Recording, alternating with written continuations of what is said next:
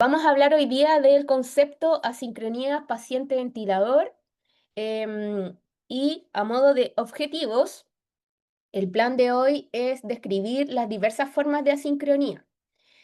Vamos a intentar analizar las causas y acciones necesarias para reducir o eliminar estas asincronías paciente-ventilador. Sin embargo, como comentó Felipe, no es el objetivo propiamente tal saber manejarlas al 100%. Voy a entregar algunos tips, algunas como insinuaciones respecto a lo que podríamos hacer. Sin embargo, no vamos a hablar tan profundamente de cómo solucionarlas. Eso lo vamos a ver en el siguiente módulo. Y otro punto importante es comprender el impacto clínico que van a tener estas asincronías, dado que no son inocuas, ¿ya? No son solo una disrupción en la pantalla del ventilador, sino que generan algunas afectaciones clínicas en los pacientes, ¿ya? Bueno, para ir contextualizando, la administración ideal de la ventilación mecánica, ¿cierto? En el fondo es para reducir la dificultad respiratoria, disminuir la carga respiratoria excesiva en un paciente con un aumento del trabajo ventilatorio, ¿cierto? Pero, a su vez, idealmente mantener un nivel adecuado de esfuerzo respiratorio espontáneo al paciente. De cierta forma, queremos evitar la atrofia diafragmática y de los músculos respiratorios que conlleva el uso de la ventilación mecánica cuando es 100% controlada, ¿cierto? Perdón. Entonces, lo importante es que haya una armonía entre la ventilación mecánica entregada por nosotros, ¿cierto? Y el esfuerzo respiratorio del paciente. Sin embargo, este equilibrio, esta armonía no siempre es perfecta y no siempre se cumple. Y en ese contexto, este frágil equilibrio va a producir lo que se llama una descoordinación entre el paciente y el ventilador. Ahora bien, cuando hablamos de sincronía, es correcto hablar de este concepto en el contexto de la descoordinación entre la ventilación entregada por el ventilador mecánico y el esfuerzo que realiza el paciente. Sin embargo, en la literatura hay varios conceptos respecto a este mismo, ¿ya? Que es, por ejemplo, el concepto de sincronía, disincronía, sincronía paciente-ventilador. No sé si han escuchado esos tres conceptos, pero a grosso modo nos referimos a lo mismo, ¿ya? Una sincronía paciente-ventilador va a ocurrir en tres instancias, ¿ya? Primero, el ventilador va a proporcionar un flujo y una presión tan pronto como comienza el esfuerzo del paciente. En el fondo, el paciente gatilla, el ventilador asiste. Por otra parte, la magnitud de la presión y el flujo que entrega el ventilador mecánico debe satisfacer la demanda ventilatoria del paciente. Aquí podemos encontrarnos muchas veces con que o nos sobra asistencia o nos falta asistencia desde el punto de vista del ventilador y lo que demanda el paciente como tal. Y tercero, la asistencia al ventilador debe terminar cuando el paciente termina el esfuerzo, no antes, no después. Si alguno de estos criterios no se cumple, vamos a estar hablando de una asincronía o disincronía. En la literatura, como les comenté, se utilizan múltiples como, conceptos como disincronía, sincronía, sincronía paciente-ventilador, para describir estas interacciones, lo que puede generar una confusión, pero a grosso modo, cuando hablamos de asincronía, nos referimos a la ausencia de la coincidencia entre las señales tanto muscular del esfuerzo del paciente como mecánica del ventilador, ¿ya? ¿Les queda Profe, claro más o menos? Dígame. yo tenía entendido el término de acoplado o desacoplado, puede ser lo mismo. Sí y no, es un mal concepto. La verdad es que ahora hablamos de sincronía o asincronía. Ya Ah, ya. el acoplamiento, de cierta forma, no tiene como un argumento fisiológico, lo vamos a ver acá. Pero el concepto correcto es sincronía paciente-ventilador y cuando esto no se cumple, una asincronía paciente-ventilador. Por eso es más correcto decir que el paciente está asincrónico con la ventilación mecánica que desacoplado, ¿ya?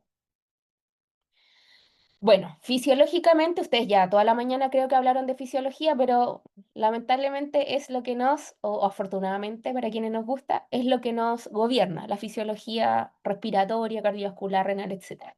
Bueno, fisiológicamente la disincronía o asincronía se van a convertir en un fenómeno que es complejo y que implica la interacción del ventilador mecánico con varios órganos, ¿ya? Como podemos ver en la imagen.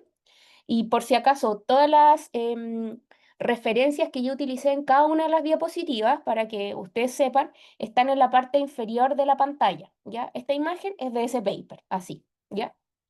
Em, bueno, esta interacción, como les comenté, es súper compleja y conlleva varios actores dentro de la misma, como los pulmones, los músculos respiratorios, incluido obviamente el diafragma, el sistema nervioso, centro respiratorio y el ventilador propiamente tal. Eh, Podemos estimar que aproximadamente al menos un tercio de los pacientes que están en ventilación mecánica van a presentar asincronía paciente-ventilador, lo cual no es menor. En segundo lugar, hay varios estudios observacionales que han demostrado sistemáticamente que las asincronías se van a asociar con malos resultados a largo plazo. Por ejemplo, una mayor duración del soporte ventilatorio y mayor días de ventilación mecánica acompañado y un mayor porcentaje de mortalidad. Entonces, aquí surge la idea de reducir estas asincronías paciente-ventilador mediante la adaptación de ciertas condiciones ventilatorias que podrían ser factibles y fáciles de hacer. Em, por lo tanto, aunque estadísticamente no hay una asociación causal entre una sincronía y la mortalidad, no es causa de muerte tener una sincronía, existe la posibilidad de mejorar los resultados a largo plazo, como la mortalidad y día de ventilación mecánica, al reducir las asincronías y evitar estas asincronías paciente-ventilador. Por lo tanto, nuestro objetivo es que no existan o que sean el menos porcentaje posible. Recordar que cualquier asincronía paciente-ventilador puede contribuir a la generación de lesión pulmonar asociada al ventilador mecánico, a la ventilación espontánea de un paciente mecánicamente ventilado, inclusive a la disfunción de los músculos respiratorios, particularmente el diafragma. Vamos a hablar un poquito más allá, pero tiene múltiples efectos, inclusive hasta en el sueño. Ahora bien, ¿cómo medimos las asincronías? ¿Ya? Existen varias formas, un gol estándar y una forma un poco no invasiva, más común, y es la que habitualmente vamos a tener, ¿ya? Bueno, la detección de la sincronía requiere un examen minucioso de parte del terapeuta respiratorio, el médico, de las personas que manejen la ventilación mecánica. ¿Dónde vamos a ver eso? En la pantalla del ventilador, particularmente en las ondas tanto de flujo como de presión de la vía aérea. Estas van a ser nuestras dos grandes curvas a visualizar específicamente, ¿ya? Además, no todo es ventilador. Recuerden eso, tenemos que acompañarlo con la visualización de un examen clínico del paciente. Es decir, podemos ver al paciente sin ver el ventilador, que tiene una respiración asincrónica, que está usando o reclutando musculatura accesoria, que usa musculatura abdominal, ¿cierto? Eso particularmente se puede acompañar también con alteración hemodinámica, lo podemos ver más taquicárdico, más hipertenso, más incómodo. Eso tiene que solaparse con lo que vemos en el ventilador mecánico como tal, ¿ya? Ahora bien, tenemos una medición más avanzada y el gold estándar que existe actualmente, que es mediante la manometría esofágica, ¿ya? O la actividad eléctrica al diafragma. Ambas, en el fondo, nos dicen específicamente cuando hay una incoordinación entre el reclutamiento diafragmático, es decir, uso de musculatura por el paciente, y lo que está sucediendo con el ventilador mecánico. Sin embargo, siendo honesta, esto no se utiliza habitualmente, ¿ya? Pocas clínicas, pocos hospitales y en pocas oportunidades, pese a tener el recurso, se utiliza de manera estandarizada el balón esofágico, ¿ya? Ahora bien, ¿cómo funciona el balón esofágico? No vamos a entrar mucho en detalles, pero quiero que tengan claro como el concepto. El balón esofágico, como se puede ver en la imagen, va instalado desde la nariz, baja por el esófago y se utiliza en el tercio inferior del esófago y es capaz de medir presiones subrogadas de la presión pleural. ¿Ya? ¿Cómo sucede esto? Básicamente cuando nosotros inspiramos de manera espontánea, el diafragma se contrae, ¿cierto? Desciende y esta presión pleural baja. que es lo que ocurre normalmente, ¿cierto? Fisiológicamente. Y esta presión esofágica, que está al lado en el fondo, también baja. Por lo tanto, puede ser un homólogo de lo que sería la presión pleural. Este descenso en la presión esofágica, que vamos a denominar presión esofágica, podría denotar directamente el esfuerzo muscular de un paciente. ¿Ya? Entonces, gol estándar, tenemos manometría esofágica, sin embargo, no está en todos los sitios, no es ampliamente utilizada ni de manera estandarizada. Así que secundariamente vamos a ver la observación clínica asociada a las curvas del ventilador mecánico, sobre todo la de presión y flujo. Siguiendo con la fisiopatología, y aquí nos vamos un poquito más a lo esencial, ¿ya? Vamos a tener que fisiopatológicamente, para entender una sincronía paciente-ventilador durante la ventilación mecánica asistida, ¿y por qué hablo de asistida? Porque aquí es donde hay una interacción del paciente con el ventilador, ¿ya? eh, tenemos que saber las presiones que están presentes en el ciclo respiratorio, en una respiración espontánea. En la primera ecuación, vamos a ver que la contracción de un músculo respiratorio va a generar una presión muscular. Esto en cualquier sujeto, ¿ya? Eh, básicamente, esta presión muscular se disipa para sobrellevar tanto una presión resistiva como una presión elástica, que esos son los dos componentes que podemos ver acá. ¿Ya? Esto se describe con precisión mediante la ecuación del movimiento, que es la que estamos viendo acá, y que en el fondo va mutando desde una presión, desde una respiración espontánea a una presión que es más bien mecánica, y cuando es asistida es la mezcla de estas dos presiones. Por lo tanto, lo que podemos ver en una delineado rojo es la presión total que ocurre cuando hay una ventilación asistida, ¿ya?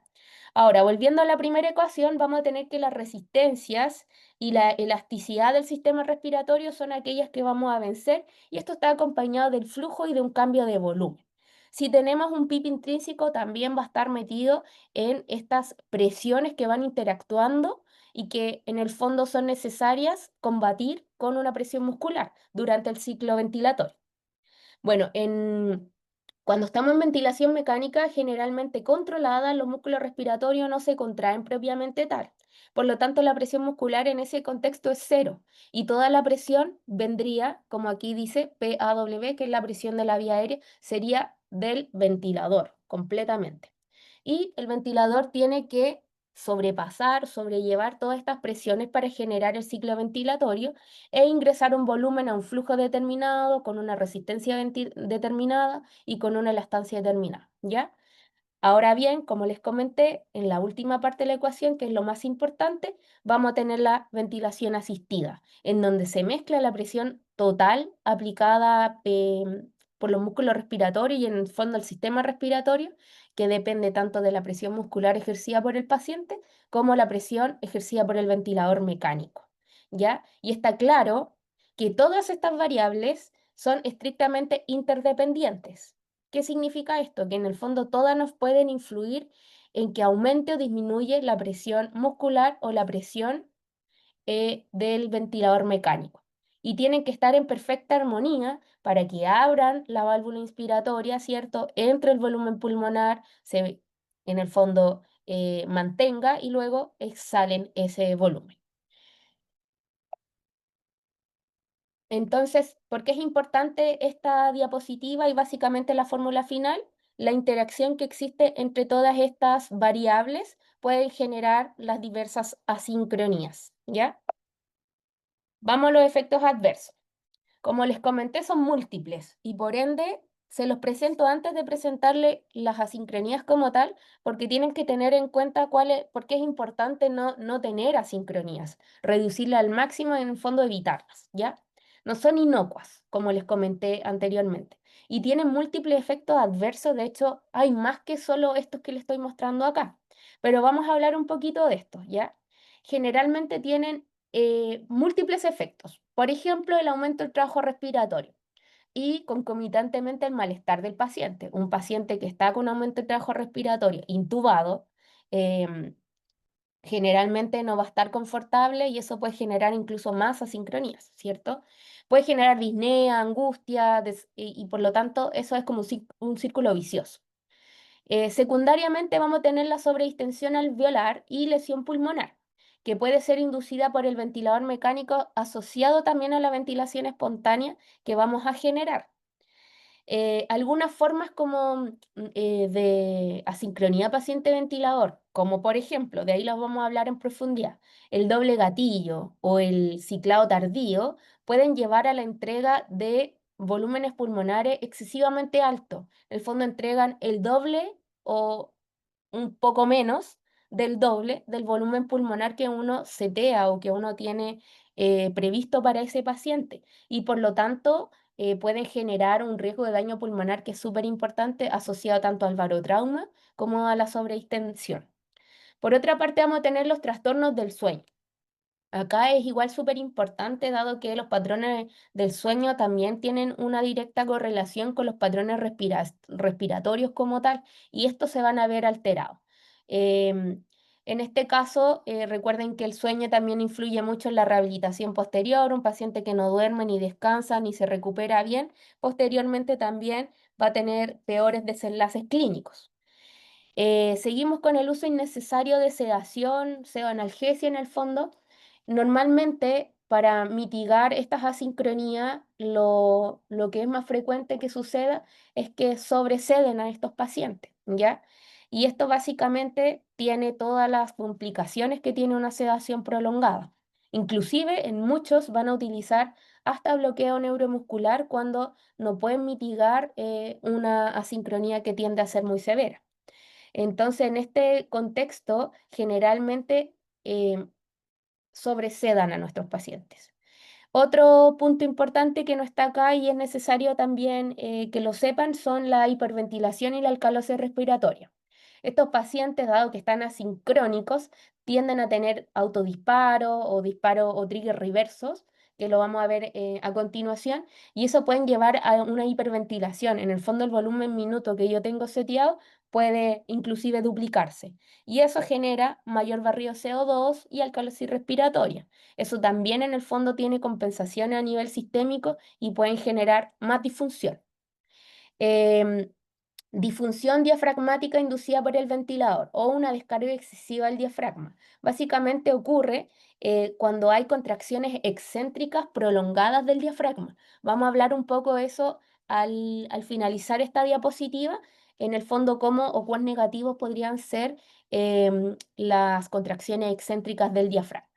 Y bueno, esto también tiene aumento de mortalidad, aumento de los días de la ventilación mecánica, que son outcomes súper potentes y que en el fondo queremos de cierta forma que no sucedan en nuestra cotidianidad cuando estamos ventilando a un paciente, ¿cierto?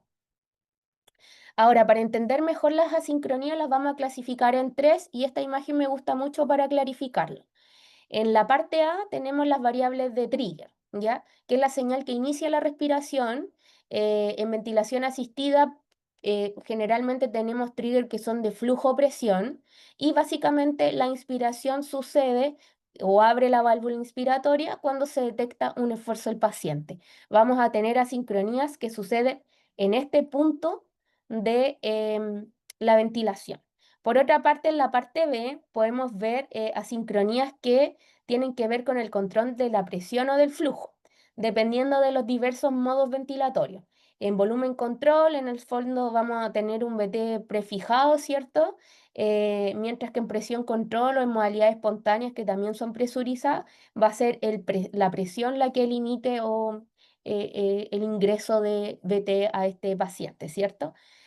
Recordar que las otras variables que no van a ser dependientes, tanto en volumen como en presión control, vamos a tener que van a ser dependiendo de las características del paciente. Se comporta distinto una fibrosis pulmonar que un paciente hepático, ¿ya? Y finalmente vamos a tener en el apartado C, que no sé si se ve esto, a ver,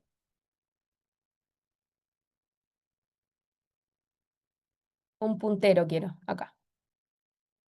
Bueno, en el apartado C podemos ver que las variables de ciclado, es decir, la señal que da tanto el paciente como el ventilador para terminar el ciclo respiratorio, ya dependiendo de en qué modalidad esté, pueden ser por presión, por flujo, y de esa manera se gatilla el cierre de la válvula expiratoria.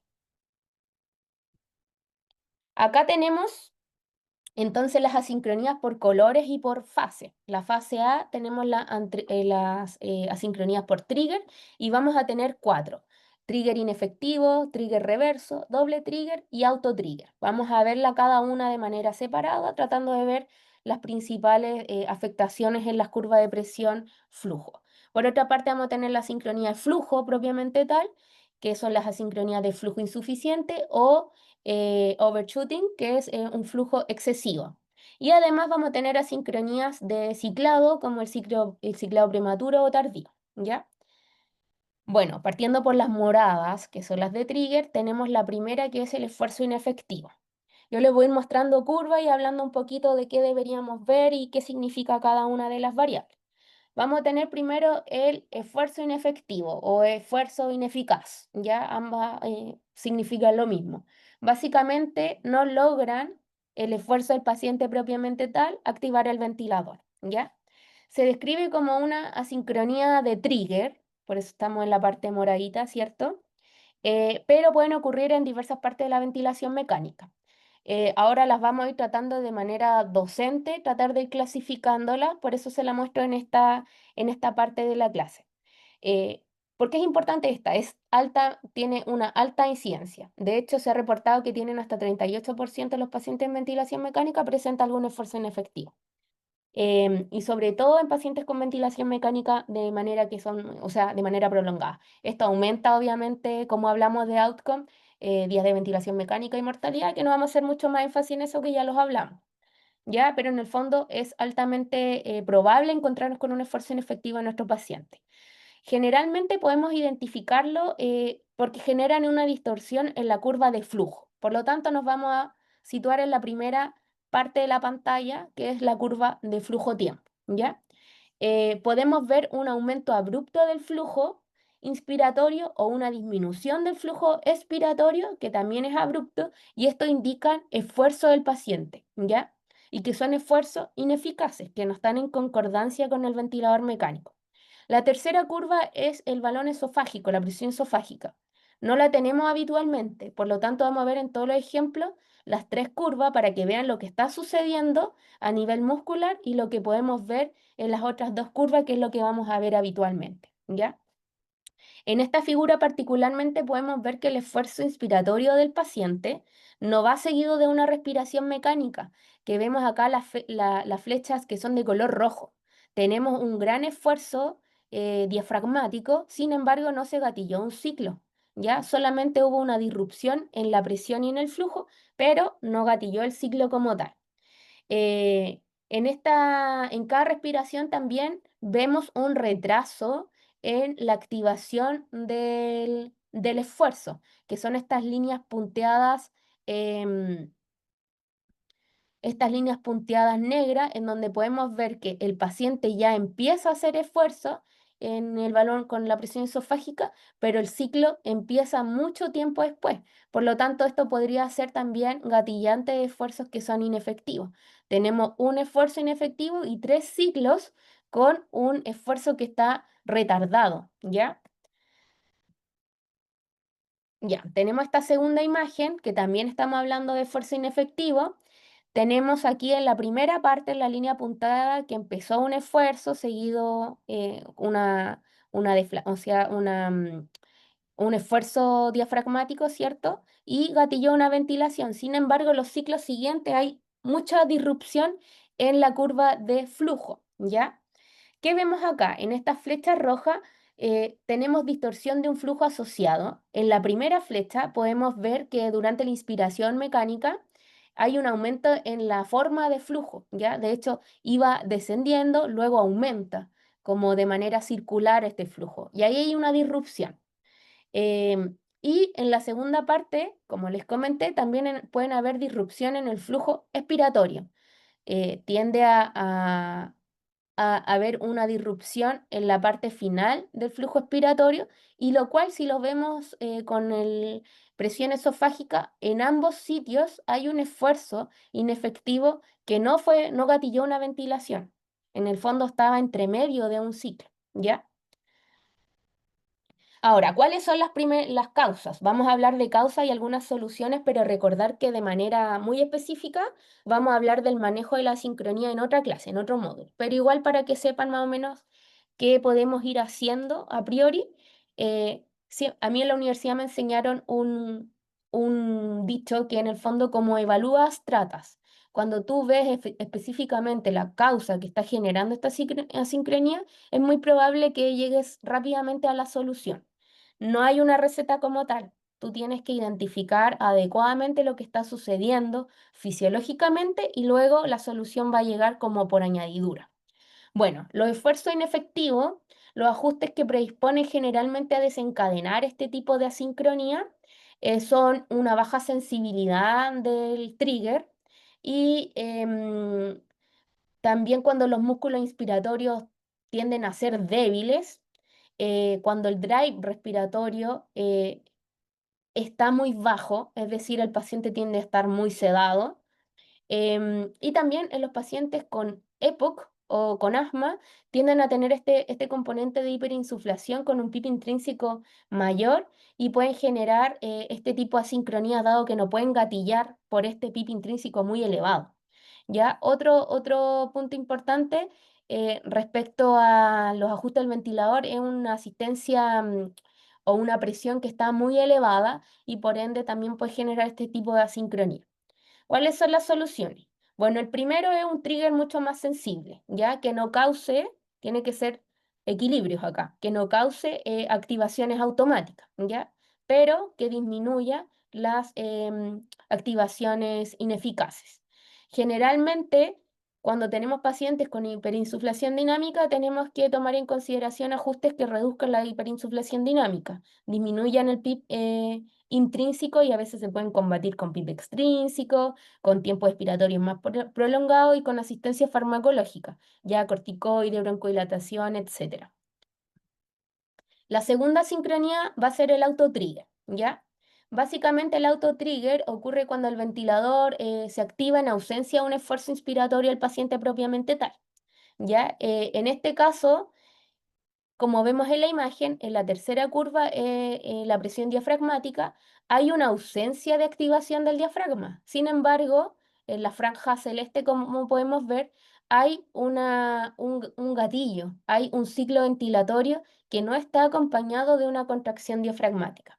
Ya en el fondo, eh, no se activó y de manera automática el ventilador interpretó que había una activación y tiró un ciclo ventilatorio, ¿ya? En este caso, el autotrigger generalmente está asociado a componentes externos, por ejemplo, secreciones, oscilaciones cardíacas en los pacientes que son extremadamente delgados y podrían generar una distorsión en la presión y en el flujo, generando un gatillado automático. Bueno, en este caso, en comparación con las otras ventilaciones, vemos que primero son distintas tanto en morfología, el flujo como la presión, y además vemos que no hay un gatillo como tal en este ciclo extra.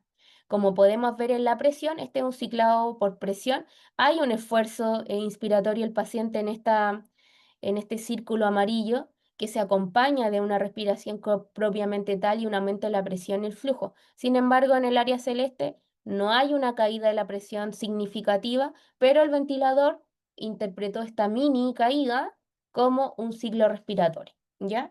Profe, Profe, Dígame. digo, dilo más. es que el ventilador, ¿puede volver atrás? ¿Ya?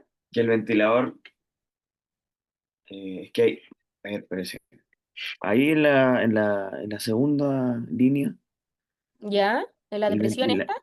claro, claro, el ventilador supuestamente sí tuvo un ciclo de respiración, Sí, el respirador entregó este ciclo celeste. Es un ciclo respiratorio que entregó el ventilador, pero no el paciente. pero el paciente no lo gatilló. Tampoco Pero entonces el con ventilador sí driving. ventiló o no ventiló. ¿Cómo de nuevo? Que se solaparon dos voces. El ventilador, o sea, sí, pues el ventilador ventiló o no ventiló. Ventiló, Sí, pues, pero entregó un no porque ciclo, el paciente quería, en el fondo. profe, pero no Ah, necesariamente porque gatilla el diafragma, pero sí el. en los centros respiratorios. En el fondo el centro respiratorio manda el impulso al diafragma, ¿ya? Así que en ese contexto debería ser con diafragma, aunque sea bajo la contracción del músculo, ¿ya? Y se tendría que ver en la presión esofágica. Aunque sí, esta es Ya. diafragmática, pero debería verse un esbozo de algo, ¿ya? Y no Ya. hay.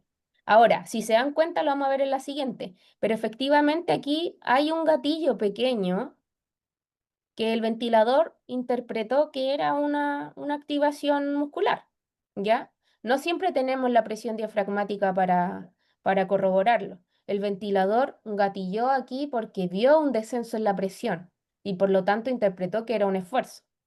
Pero si se dan cuenta, las curvas son distintas, muy distintas. Ya tenemos una curva con un flujo desacelerante en el flujo y las que son gatilladas por el ventilador tienen un flujo más bien circular, si se dan cuenta. Entonces, físicamente ya son distintas y ahí nosotros tenemos que preguntarnos en el fondo cuál es la correcta, ¿ya? Y básicamente podemos ver que en el segundo y tercer ciclo, donde está este círculo amarillo, efectivamente hay un descenso de la presión que es activado por el paciente y es un descenso más significativo, ¿ya? Vamos a ver entonces las causas. Generalmente las fugas, condensación en el circuito, incluso el hipo o el singulto, pueden generar estos autotrigger, ¿ya? Porque en el fondo el ventilador interpreta como un esfuerzo respiratorio. Y eso es básicamente porque el umbral es muy bajo, el trigger de flujo o presión que tengamos es muy bajo y cualquier artefacto podría generar el desencadenamiento de una respiración como tal. Y lo otro importante es oscilaciones cardíacas o bajo impulso respiratorio, hacen que de cierta forma el ventilador gatille sin necesidad de una activación del paciente. ¿Cuáles serían las soluciones? Bueno, primero tratar de corregir las causas subyacentes. Por ejemplo, si tenemos fuga, arreglarla.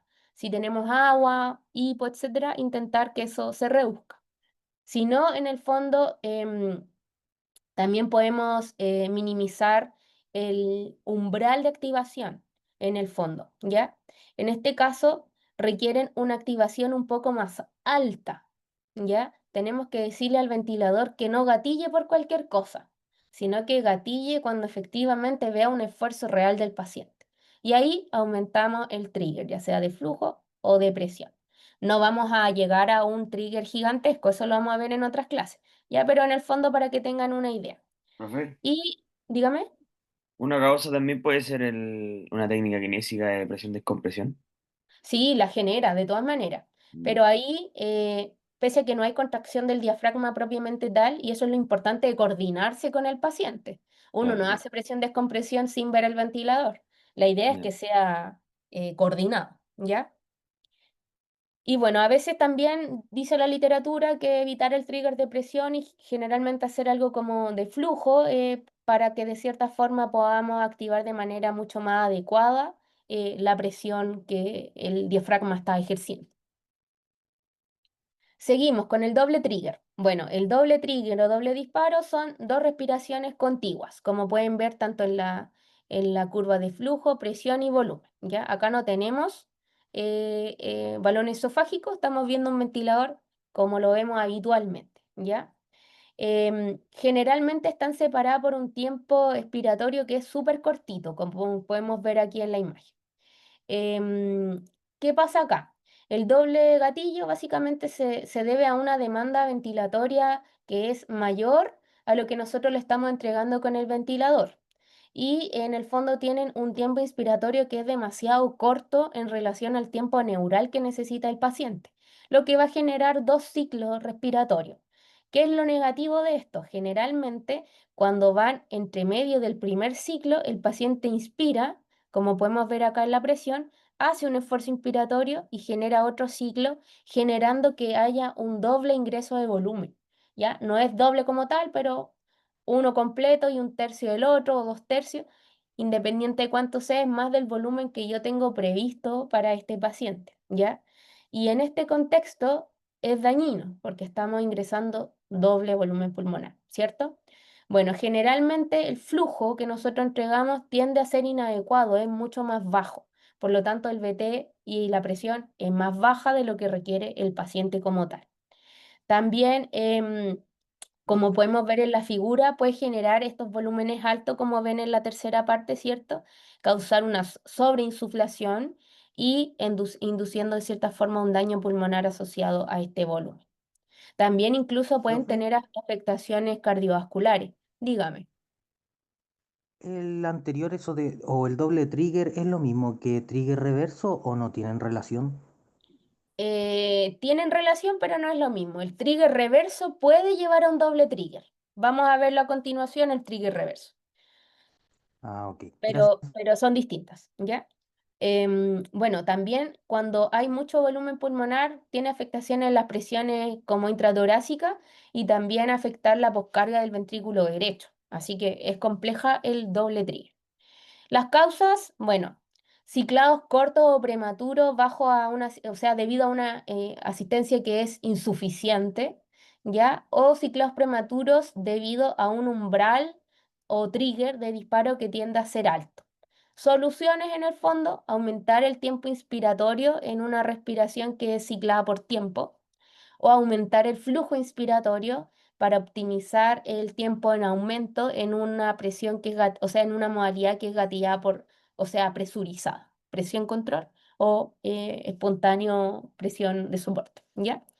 También podemos aumentar el tiempo inspiratorio tanto en volumen control como en presión control y disminuir el porcentaje de ciclado en pacientes que están en modalidades espontáneas. Básicamente, perdón, lo que causa esta sincronía es cómo deben solucionar. Si son causas farmacológicas, también tenemos que atacar ese tipo de, afectaciones. Y aquí vamos al Profe, trigger, dígame. ahí yo no entendí muy bien a qué se refiere con ciclado prematuro debido al umbral de disparo alto. En el fondo, cuando tenemos un ciclado prematuro, vamos a hablar específicamente de esta sincronía propiamente tal, pero se genera el siguiente ciclo de manera anticipada debido a que el trigger es muy alto. Esto Mm, sucede principalmente en pacientes que tienen una compliance muy baja y tienen un impulso inspiratorio muy alto, es decir, están muy demandados. Y de manera prematura generan otro ingreso de aire. ya. Pero Entonces, porque finalmente están como demandando más aire en el fondo. correcto. Ah, ya, El ventilador entendí. cicló antes, es decir, Ujú. terminó el ciclo antes de lo que ellos necesitaban, del aire que ellos necesitaban tomar, por así decirlo. Ah, perfecto. Gracias, profe. Ya. Bueno, nos vamos entonces al trigger reverso. Esta sincronía es una de las más complejas, las que más se está estudiando y es una de las más difíciles también de explicar. Fue descrito aproximadamente en el 2017 por el autor que está acá, Auko Miyazaki, ya él publicó en el CHEST en el año 2013, perdón, no 2017. Básicamente, ¿qué describió este autor? En pacientes que estaban sedados profundo con sedación sin bloqueo, sino que con sedación muy profunda, tenían esfuerzos inspiratorios desencadenados por el ventilador mecánico y que no estaban en concordancia con la sedación, sobre todo en la etapa muy aguda del paciente. Se diferencia de otros tipos de asincronía en que el paciente pierde por completo la variabilidad de una respiración normal y respira como una máquina, ya en el fondo es asociado al ventilador. Y exhiben patrones, generalmente patrones 1 es a 1, 1 es a 2, 1 es a 3. Lo vamos a ver un poquito más allá. Estos patrones son en concordancia en el fondo entre el inicio del esfuerzo inspiratorio y el inicio de una respiración mecánica. Y acá tiene que ver mucho con respiración, como el mecanismo fisiopatológico, tiene que ver, por ejemplo, con la retroalimentación vagal, las influencias corticales, eh, explicarían un poco la generación de este trigger reverso. ¿Qué podemos ver en la figura? Acá tenemos un paciente ventilado en presión control que tiene un patrón inspiratorio 1 a 1 de trigger reverso, ¿ya? Aquí el esfuerzo inspiratorio del paciente, que son las líneas punteadas negras, eh, generan un rápido aumento de la actividad electromiográfica del diafragma, la última curva, la cuarta, ¿ya? Y en ese contexto, después de cada aumento, o sea, activación diafragmática, genera una ventilación. Pero esto es al revés. El ventilador generó la activación del diafragma. Por eso el paciente respira como máquina. Tiene una frecuencia respiratoria súper elevada y que pareciera ser que el diafragma se activa, pero no porque el diafragma lo haga propiamente tal, sino que porque el ventilador genera esta activación. Es difícil de entender. Es una de las ventilaciones que, o sea, de las asincronías que hasta el día de hoy se estudian en mucha profundidad, sobre todo porque fisiológicamente tiene su argumento en algo más vagal, ¿ya? Más cortical. Pero lo que quiero que entiendan es que acá, a diferencia de lo que sucede antes, el ventilador genera una activación diafragmática, no al revés. Otra imagen. Bueno, dependiendo igual de la fase en donde nos encontremos, se pueden producir contracciones isométricas o excéntricas de los músculos respiratorios, como podemos ver acá en la cuarta curva. Y lo que va a generar es que aumentan el VT insuflado. De hecho, en esta área sombreada roja, podemos ver que el volumen pulmonar se incrementó, casi se duplicó, porque el ventilador pensó, no, en el fondo el ventilador generó una activación del diafragma entre medio de un ciclo respiratorio, como pueden ver aquí. Parece un doble gatillo. ¿Sí?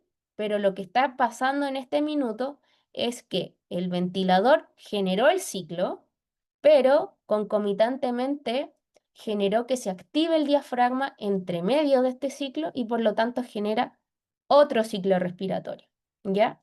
Esta es una de las más difíciles, como les comenté, de entender y de solucionar también. Y se parece mucho al doble gatillo, como les comenté recién.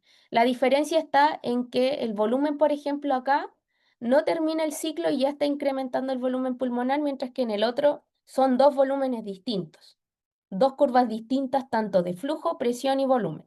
Acá el volumen está como junto, no sé si se dan cuenta. Bueno, en este caso tenemos estas distorsiones tanto del flujo como del volumen como de la presión. Y es lo que nosotros tenemos que ver habitualmente y es lo que vamos a ver habitualmente en el ventilador mecánico. Causas. Bueno, la literatura dice que podemos estar asociados a sobreasistencia, a sedación profunda, y en este caso deberíamos ver si es asistencia, disminuir la asistencia y ver si con eso corrige, y si no, muchas veces no podemos, pese a la sedación profunda, generar una sincronía y eliminar el trigger reverso, muchas veces se tiene que bloquear estos pacientes con bloqueo neuromuscular para disminuir en el fondo esta asincronía. Muy bien, nos vamos a la segunda parte, que aquí son dos asincronías, que son de flujo, de demanda, flujo insuficiente o flujo excesivo.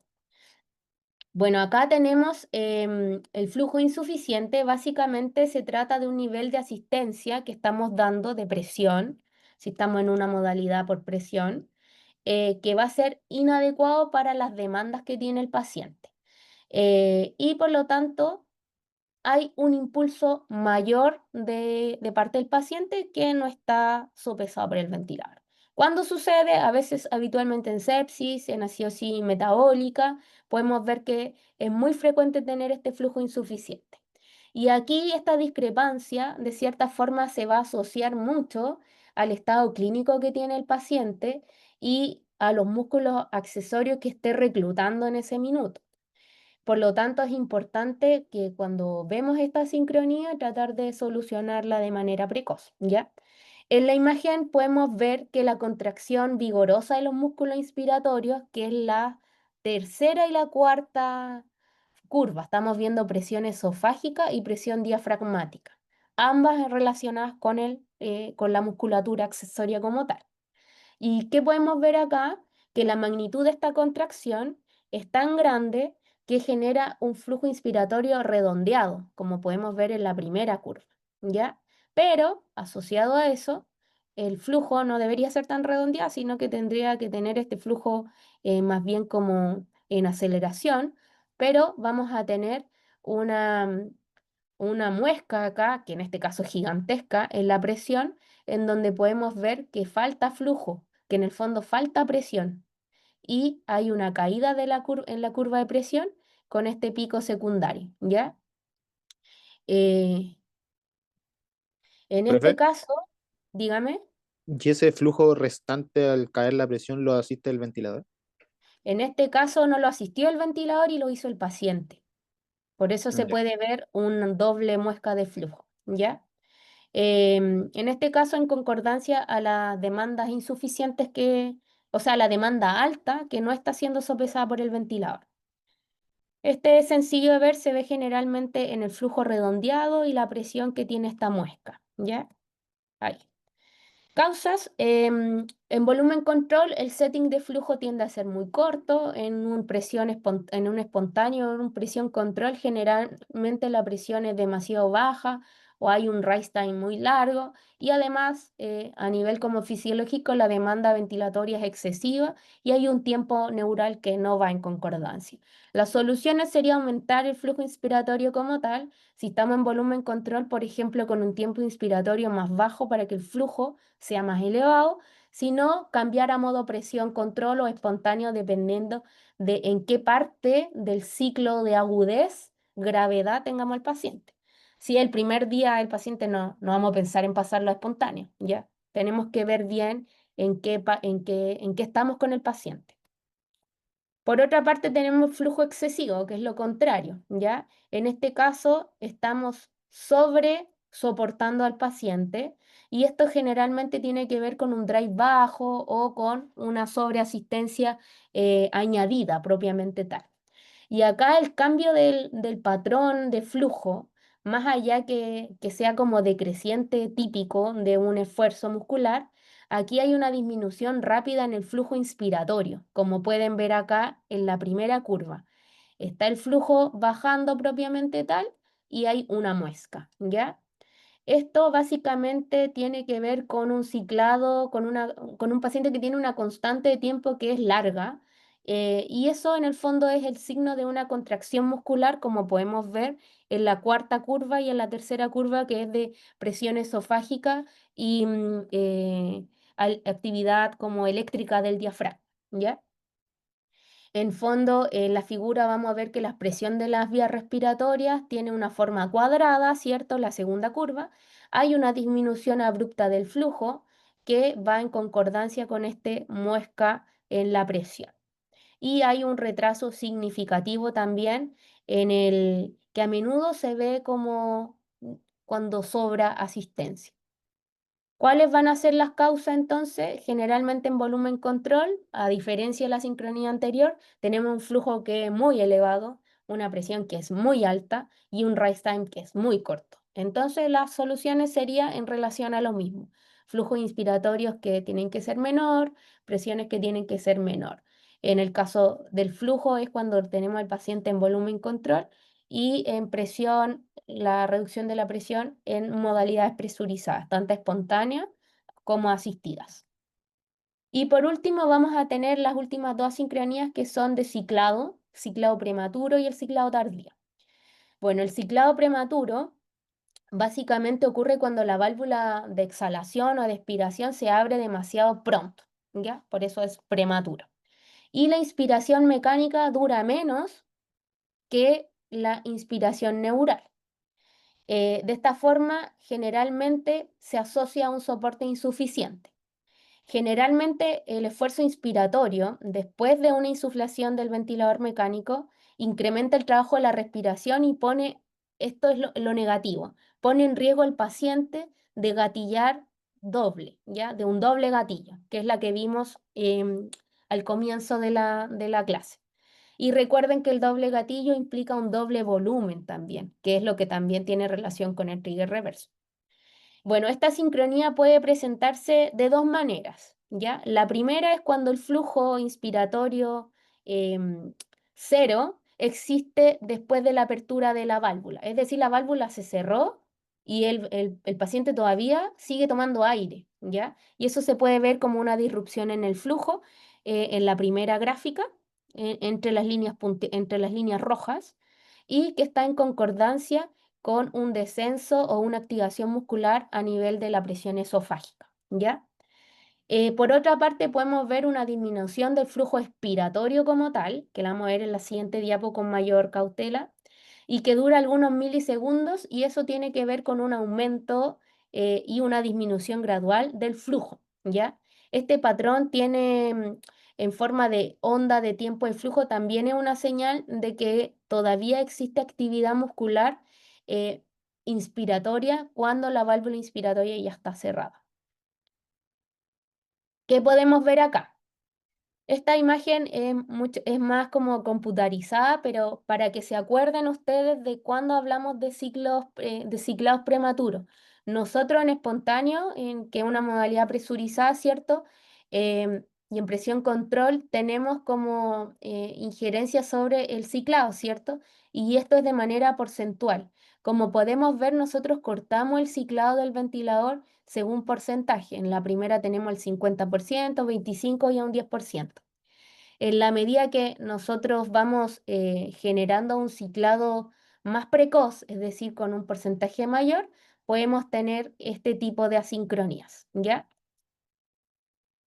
Ahora bien, ¿cuáles son las causas y por ende sus soluciones? Está asociado con configuraciones del ventilador que son bien establecidas. Por ejemplo, un bajo nivel de asistencia, un soporte o presión baja. También podemos tener un ciclado alto, como les comenté anteriormente, 50%, 60%. Y además tenemos un tiempo inspiratorio que es muy corto. Esto también se puede asociar con un bajo retroceso elástico o una actividad muscular inspiratoria del paciente que tiene que ver más que nada con cómo se comporta el paciente en ese minuto. Bueno, la válvula cuando de exhalación está relacionada en el fondo el ciclado prematuro con un aumento del trabajo ventilatorio, puede generar, como les comenté, un doble gatillo y puede provocar VTs altos con lesiones pulmonares y diafragmáticas asociadas. Por lo tanto, las soluciones serían dos. Si tenemos un tiempo neural que es más bajo, que es corto, hay que considerarlo en pacientes que tienen esfuerzo inspiratorio prolongado, básicamente debido a opioides, ¿ya? Entonces, reducir un poco los opioides. Si tenemos tiempos inspiratorios mecánicos que son cortos, aquí en el fondo el umbral de flujo bajo tiene que ver con un soporte que es muy alto o un tiempo que es más lento. Y en ese contexto deberíamos solucionarlo con soporte o tiempo en el ventilador mecánico. En presión de soporte, cuando estamos ventilando a un paciente en presión de soporte, el rise time tiende a ser como más lento y el flujo, el ciclado del flujo tiende a ser menor, ¿ya? Esas son como las formas de solucionar. Pero no vamos a hacer mucho énfasis en esto último, dado que eso lo vamos a ver en otra clase. Lo importante es que tienen que ver acá cuando hay discordancia entre el tiempo inspiratorio mecánico con el neural en este tipo de pacientes. Y el ciclado tardío, que ya es la última sincronía, básicamente cuando la válvula de exhalación se abre muy tarde, ¿ya? Y la inspiración se extiende más allá de la exhalación neural. Es decir, sigue exhalando cuando yo ya acabé de exhalar. Puede aumentar de manera innecesaria el BT que estamos entregando.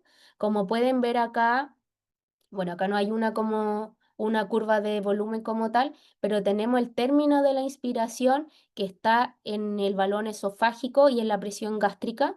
Terminó de exhalar el paciente, sin embargo, sigue exhalando para el ventilador mecánico. De hecho, hay un aumento de la presión cuando el paciente ya terminó de exhalar, si se dan cuenta. Entonces hay una discordancia en el ciclado en este tipo de pacientes. ¿Ya? ¿Por qué es importante? Porque como les dije, puede aumentar innecesariamente el BTE, acortar el tiempo de expiración y pueden promover una hiperinsuflación dinámica, sobre todo en pacientes que ya basalmente tienen algún tipo de estas patologías como asma o EPOC. ¿Ya?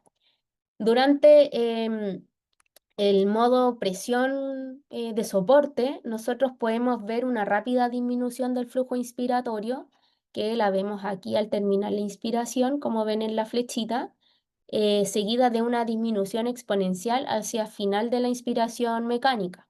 Y esto se acompaña con un aumento abrupto de la presión. Entonces tenemos que fijarnos, como siempre les he comentado, en estas dos curvas, ¿ya? En esta spike o aumento de la presión seguida o acompañada de este cambio en el flujo. ¿Cuáles son las causas? Bueno, son muchas. Si estamos en espontáneo, generalmente tiene que ver con un ciclado bajo. También cuando hay una presión alta o una rampa corta. Entonces, dependiendo de lo que ustedes pesquisen, es cómo lo van a solucionar. Por eso ahí la solución le puse depende del modo. Cuando estamos en volumen control, también podemos ver que hay VT alto, tiempo inspiratorio alto. En el fondo eso va a generar esta discordancia.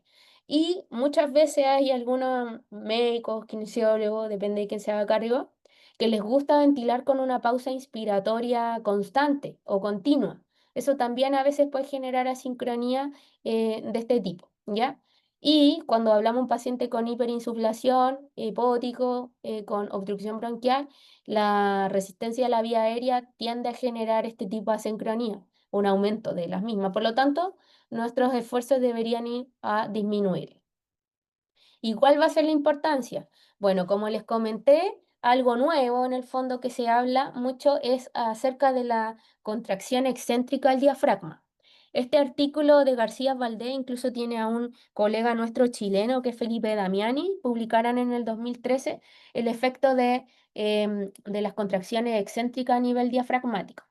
Vamos a hablar un poco de miotrauma muy escuetamente, pero básicamente el miotrauma del diafragma puede verse efectuado en el fondo cuando hay interacciones paciente-ventilador que conducen a una atrofia del diafragma, ya en una modalidad muy controlada, o disfunción del diafragma cuando éste se activa de manera descoordinada o innecesaria. Generalmente se produce por sobreasistencia en 50% de los pacientes que están ventilados y esto es por un soporte excesivo, ¿ya? Por el contrario, y es lo que nos convoca, cuando hay una falta de asistencia ocurre un esfuerzo inspiratorio que es mayor al necesario y produce una carga excesiva en las fibras musculares del diafragma y este músculo tiende a alargarse. Según la definición de una contracción excéntrica, ocurre durante la exhalación, ¿ya? Mientras que las fibras musculares se están alargando lentamente.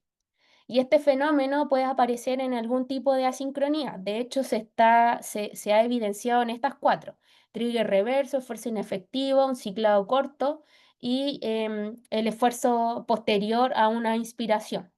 ¿Ya? Pero estas tres en el fondo son como las más importantes. ¿Qué podemos ver en la figura? Son trazados esquemáticos que muestran las presiones de las vías respiratorias. En el primer ciclado se ve que hay una activación concéntrica del diafragma regular y adecuada, que es lo naranjo, mientras que las contracciones céntricas se van a ver de color celeste. ¿Ya? Bueno, ¿qué podemos ver? Hay cuatro situaciones clínicas que van a inducir en el fondo esta activación concéntrica del diafragma, pero que se asocian a una parte de contracción excéntrica que es la dañina. Básicamente, cuando hay una ventilación sincrónica, la mayor parte de la activación debería ser concéntrica. En el trigger reverso, por ejemplo, la activación tardía del diafragma da como resultado principalmente una activación excéntrica del mismo y una pequeña activación concéntrica. Por lo tanto, tiende a ser muy dañino. Un esfuerzo inefectivo, no hay activación concéntrica de parte del diafragma, todo es excéntrico, ¿ya? Y esto puede generar miotrauma, ¿ya? Por contracción excéntrica. Recordar que esto en el fondo puede tener repercusiones con desenlaces importantes como mortalidad, pese a que no son asociaciones causales, pero tienen directa relación con también aumento de los días de la ventilación mecánica. Y finalmente, en esta última curva, durante el esfuerzo postinspiratorio, se observa una activación más alta del diafragma, mientras los pulmones se están desinflando, en teoría, y se observa una pendiente disminuida en la curva de activación diafragmática. Por ende, en todos estos ciclos hay una inadecuada activación del diafragma, ¿ya? Y por ende generar daño.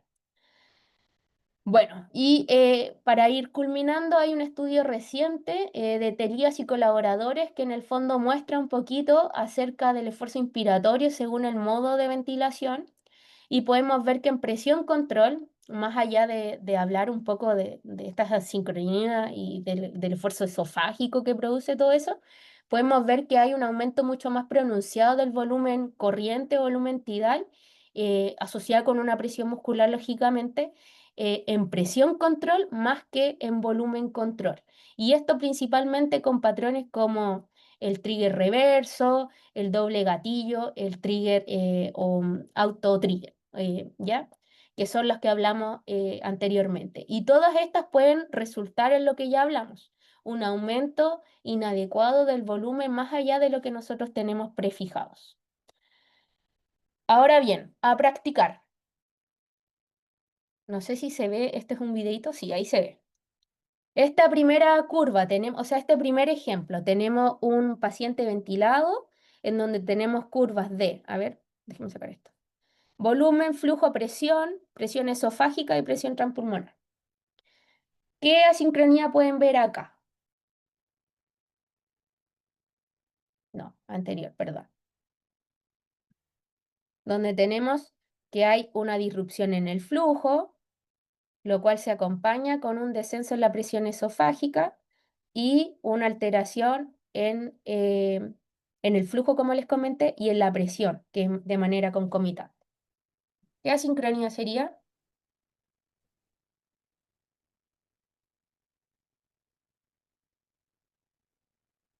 Esta es muy de libro. Yo me la voy a El jugar con, trigger, ¿Con qué se trigger la van a jugar? reverso. con Trigger esfuerzo. reverso, ¿ya? ¿Otra? No es trigger reverso. No. Doble gatillal. Dije esfuerzo inefectivo.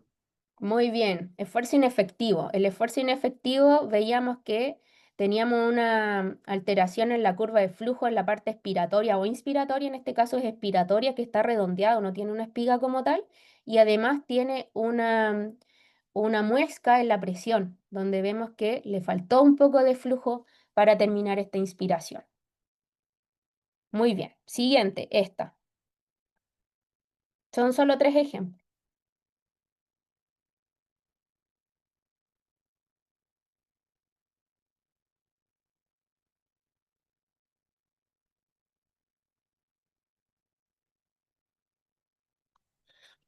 ¿Qué asincronía es? Ciclado tardío, ¿sabes? Ya, va por ahí, va por ahí.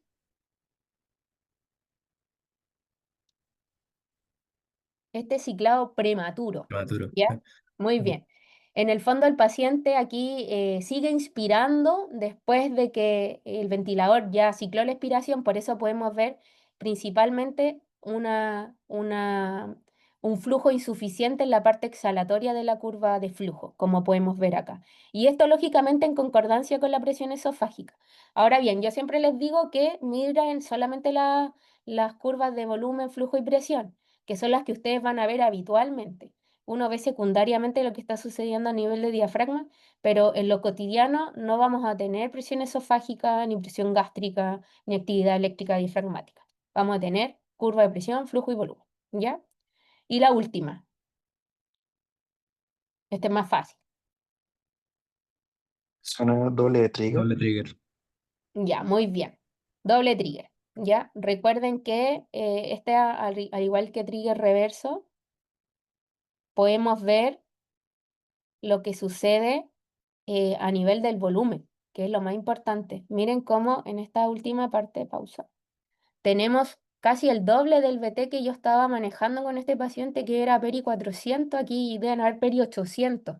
Metió de BT en un ciclo respiratorio. Entonces, como eso de cierta forma puede generar una lesión pulmonar, sobre todo si se mantiene en el tiempo. Probablemente en un ciclo no es tan relevante, pero si esta es mantenida y es sincrónica, como podemos ver, esto se perpetúa en el tiempo y genera las diversas lesiones pulmonares y diafragmáticas.